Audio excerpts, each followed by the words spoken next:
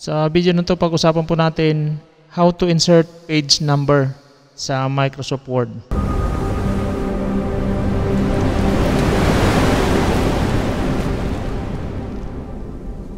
Hello partners, magandang araw, kamusta po?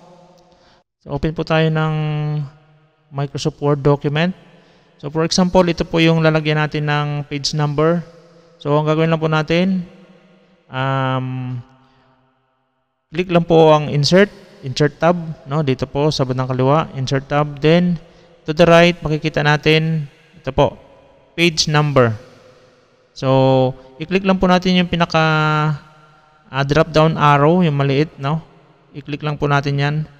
Then marami tayong pagpipilian dito ng mga options. Saan po ba natin ilalagay? Sa top page po ba? No? Sa unang option, top page, ibig sabihin page na ilalagay natin sa top. Then dito po sa another lumabas na window, no? So under doon sa top na page o page number, saan po ba natin ilalagay? Sa bandang left or sa may gitna, sa middle or sa bandang right? No, so yan po yung pagpipilian natin. So dito naman po sa pangalawa, kung gusto naman po natin sa bottom page, sa pinakababa po ng ating page. So pagpipilian naman po natin, ganun ulit, no? Sa kaliwa po ba, sa gitna o sa bandang kanan. So yan po yung mga iba't ibang options kung saan po natin ilalagay yung ating page number. Pwede rin po sa page margin or sa kung saan mo gusto, no? Mapagpipilian naman po yan. So for example, ang pipiliin natin ay dito po tayo sa top page. Then ang piliin po natin ay sa bandang gitna na lang. Ito po yung pangalawa. So i-click po natin yan. Then automatic meron na po tayong page number. Kung makikita po natin, no? I-close po natin yung ating header, no? So ayan po, meron na tayong page 1, page 2, page 3, and page 4.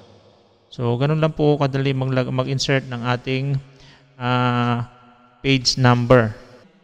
For example, hindi natin gusto isama yung ating pinaka first page kasi usually ito po yung ating pinaka cover page, no? So gusto po natin na wala siyang number.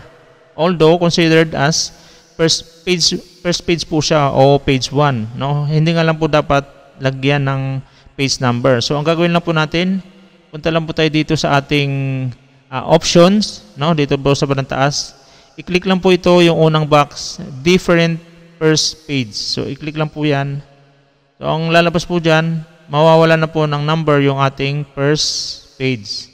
So ang magkakaroon na lang po yung ating second page up to down, pababa, no? Lahat mga susunod po doon, magkakaroon po siya ng page. Yung ating pinaka-cover page, kung yan mo po ay cover, so wala po siyang page number.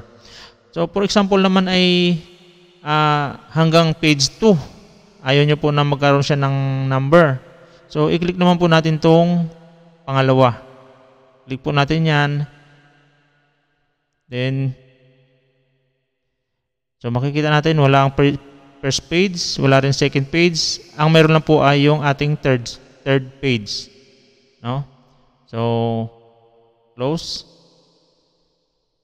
Wala ang first page, wala ang second page. Dito lang po sa third page. Okay? So yun partner, ganun lang po kadali mag-insert ng page number. At kung gusto nyo pong walang page number ang ating first page or ang second page. So partner, maraming salamat. God bless.